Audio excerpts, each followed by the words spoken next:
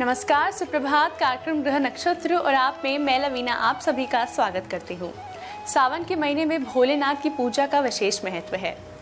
सावन के इस महीने में हम रोजाना अपने एपिसोड्स में आपको कई उपाय बताते हैं जिससे कि आप भोलेनाथ को प्रसन्न कर सकते हैं। तो आज के इस एपिसोड में हम बात करेंगे कि कैसे भोलेनाथ को प्रसन्न करके आप रोगों से मुक्ति पा सकते हैं, धनवान बन सकते हैं, साथ ही कैसे भोलेनाथ की कृपा से आपके घर में आएगी सुख, शांति और समृद्धि। सावन में शिव की आराधना, पूरी होगी धन और स्वास्थ्य की मनोकामना। शिव जी को कैसे मनाएं, सुख समृद्धि पाएं। तो चलिए आज के कार्यक्रम को आगे बढ़ाते हुए स्वागत कर लेते हैं प्रख्यात नक्षत्र गतान्वेषी डॉक्टर शंकर सरन त्रिपाठी जी का। त्रिपाठी जी, आपका बहुत बहुत स्वागत है हमारे स्टूडियो में। त्रिपाठी जी, आज आप दर्शकों को बताएं कि कैसे भोलेनाथ को प्रसन्न करके हम धन की प्राप्ति कर सकते हैं, कैसे धन संबंधी सारी समस्याओं को हम दूर कर सकते हैं। कि क्या राम धन दे सकता है या शिव धन दे सकता है? राम ही शिव है, शिव ही राम है।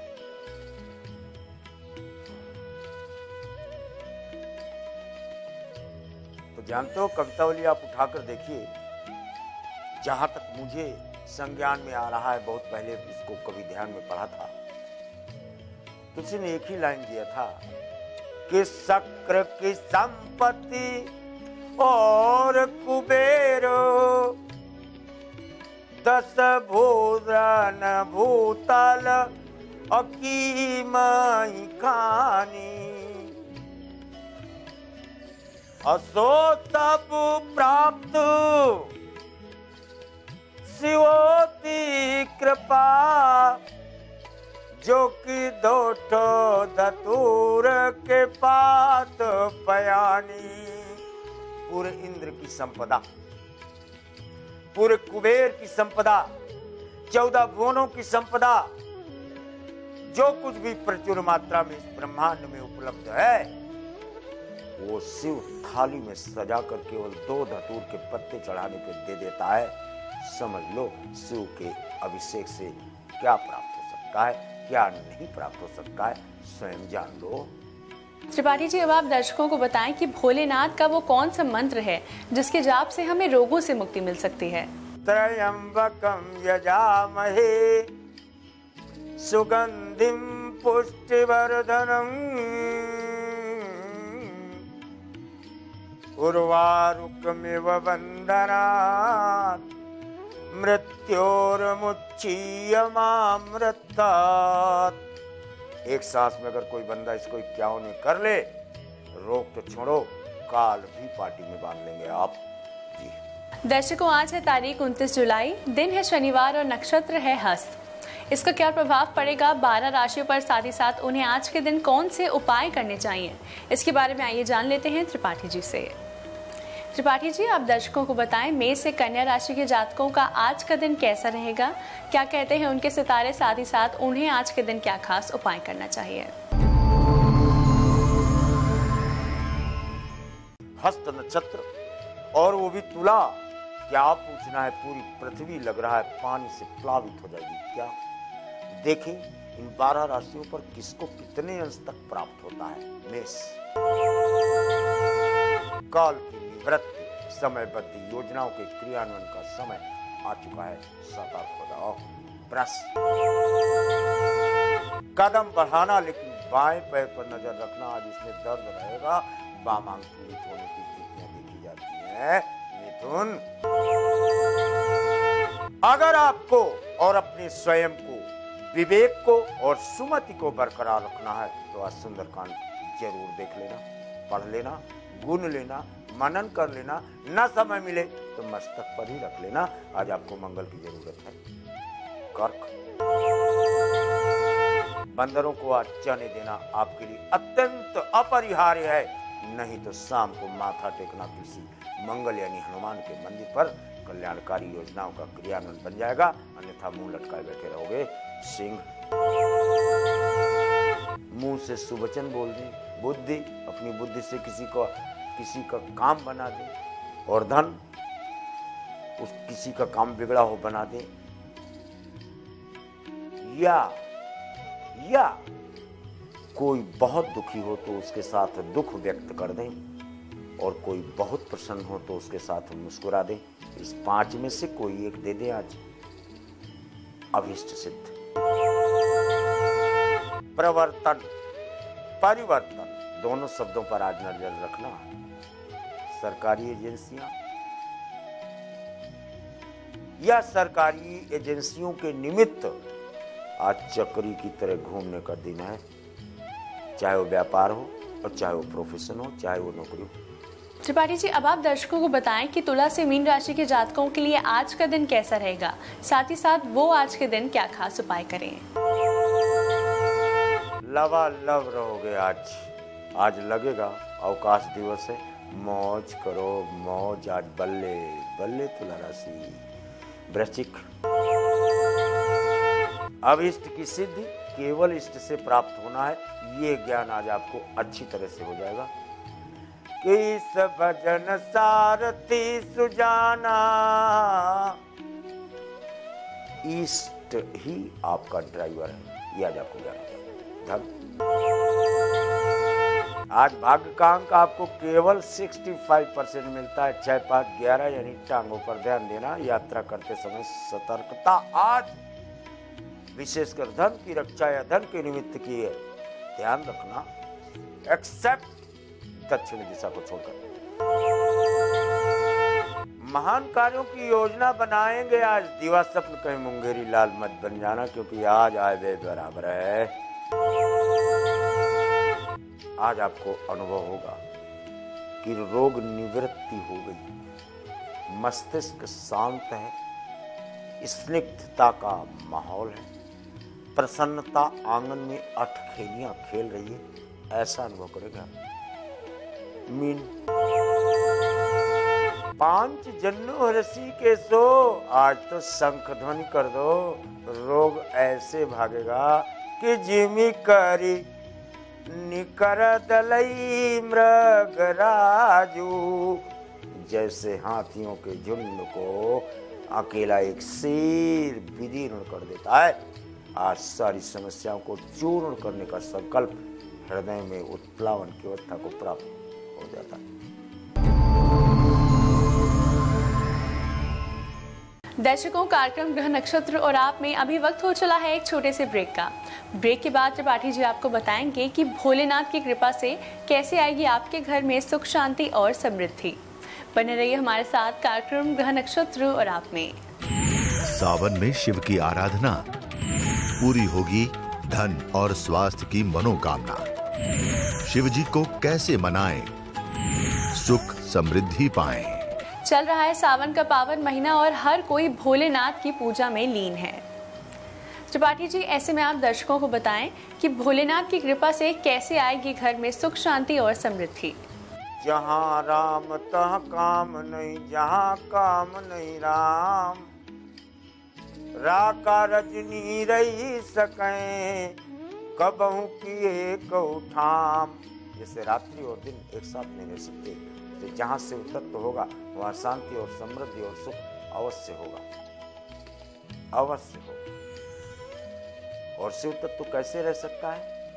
तुम्हारी झाड़ी गति दूसर नाई, तुम्हारे अलावा कोई तत्व और नहीं है। तदा देवयन्यम नमन्यम नमन्यम चिदानंद रूपम शिवोहम शिवोहम। आज यही भाव अभीष्ट सिद्ध का। त्रिपाठी जी, आज है 29 तारीख। आप दर्शकों को बताएं कि आज के दिन वो कौन सी राशियां हैं जिन्हें महाउपाय करने की जरूरत है। 6 मिथुन और कन्या। आज शिव तत्व यानी आद्रा नक्षत्र के नजदीक आपको जाना पड़ेगा, और आद्रा नक्षत्र मृगशिरा नक्षत्र के बीच का चिन्ह है, इसलिए महादेव मृगशाला पहने रहते हैं। ये रहस्य नहीं जान पाओगे, क्योंकि मृगशिरा नक्षत्र के मध्य में आद्रा नक्षत्र है, इसलिए आद्रा माने आद्रा ही तो पार्वती, आद्रा ही शिवा शक्ति है, और उस शिवा शक्ति को अपने में धारण किए रहने के कारण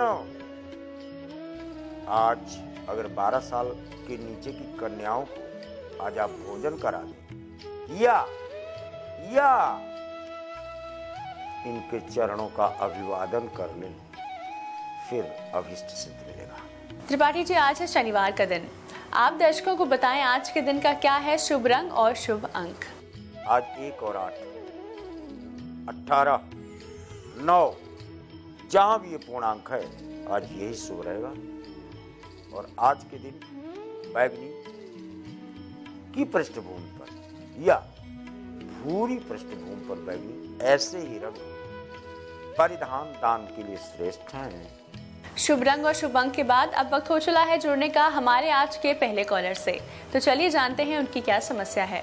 गुरुजी, मैं इलाहाबाद से सौरभ कुमार बोल रहा हूँ। मेरी डेट ऑफ बर्थ है 12/9/91। शादी में बहुत समस्याएं आ रही, रुकावट हो रही है, घर वाले परेशान हैं, कृपया कुछ उपाय बताएं। प्रणाम गुरुजी।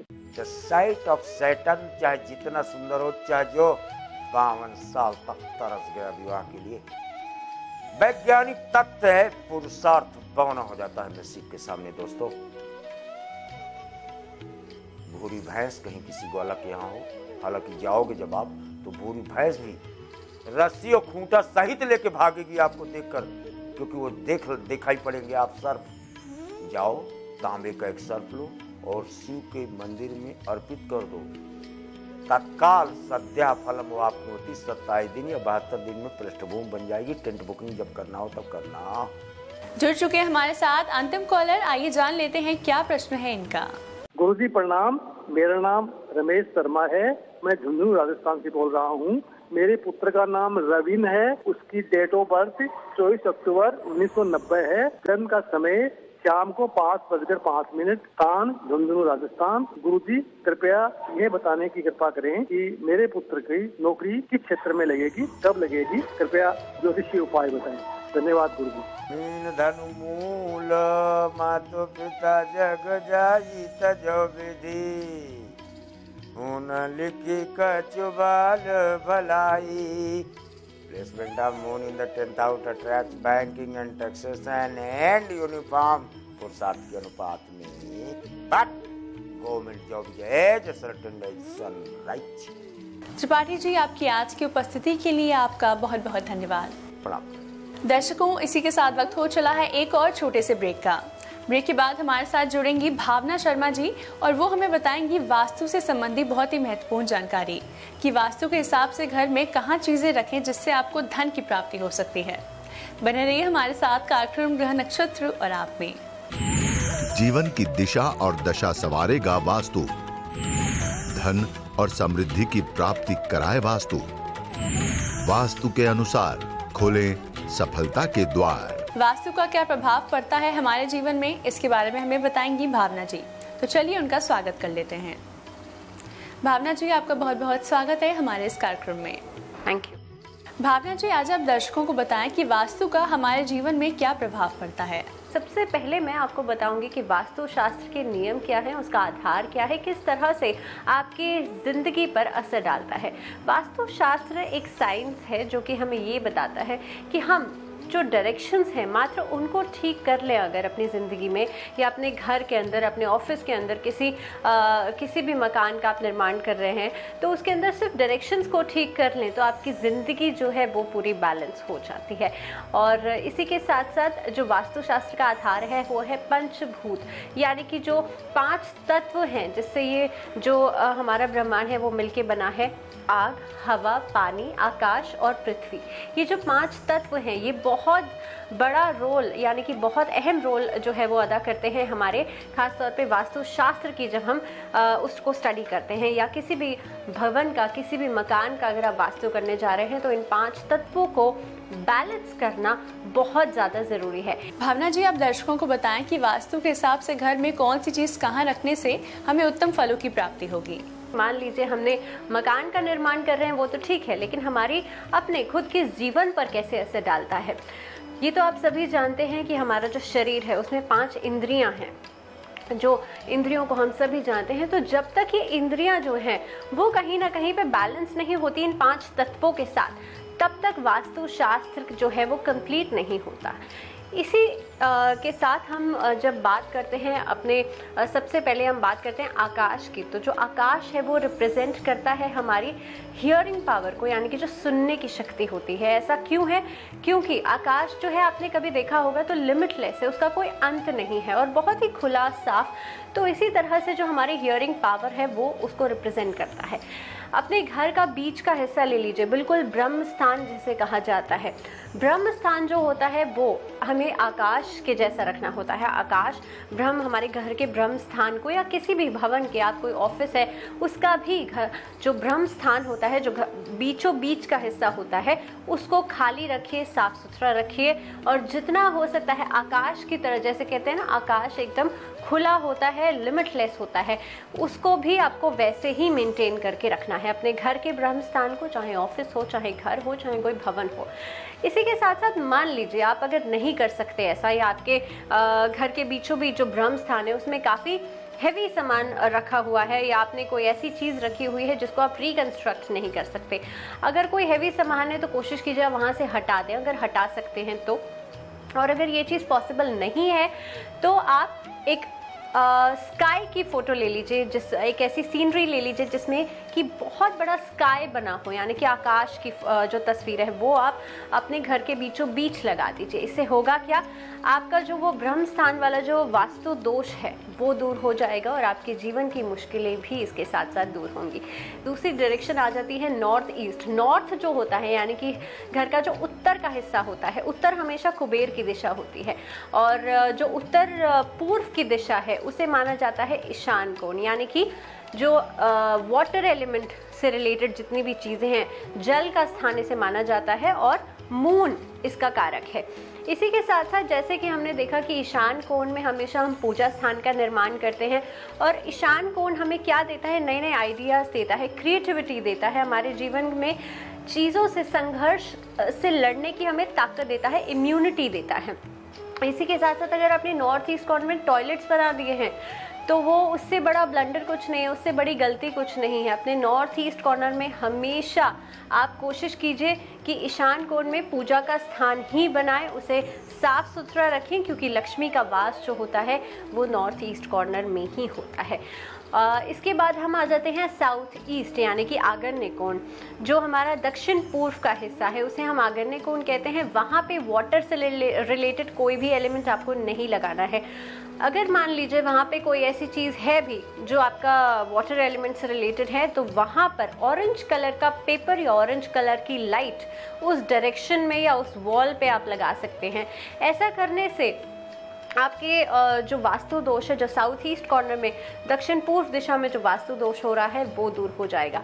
इसी के साथ साथ दक्षिण पूर्व दिशा में कभी बेडरूम्स भी नहीं होने चाहिए। अगर ऐसा है भी, अगर मान लीजिए आपने दक्षिण पूर्व दिशा में बेडरूम्स बनाए हैं तो आपके पति पत्नी के बीच में जो झगड़े हैं वो बहुत ज़्यादा होंगे, मैरिड लाइफ आपकी डिस्टर्ब हो जाएगी।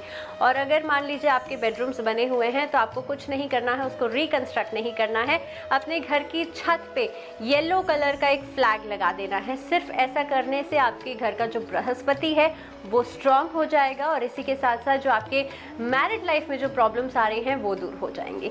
इसके बाद हम बात कर लेते हैं यहाँ पे नॉर्थ वेस्ट कॉर्नर की, जिसको हम व्याव्य कोण भी कहते हैं।